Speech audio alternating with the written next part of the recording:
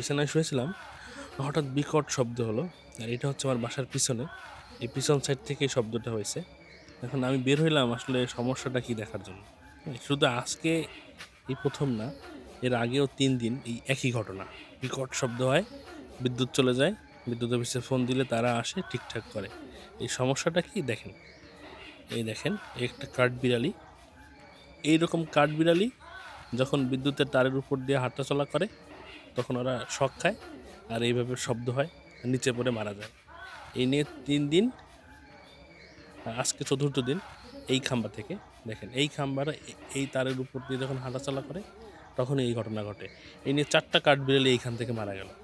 এখন প্রতিনিয়ত এইভাবে যদি কাঠবিড়ালি মারা যায় এটা তো পরিবেশের জন্য খারাপ। আর আমি বুঝতে পারতেছি না এদের কীভাবে রক্ষা করব। আর দেখতেও খুব খারাপ লাগে। আপনাদের কাছে যদি কোনো ভালো পরামর্শ থাকে আমাকে দিবেন যে আমি কীভাবে এদের রক্ষা করতে পারি।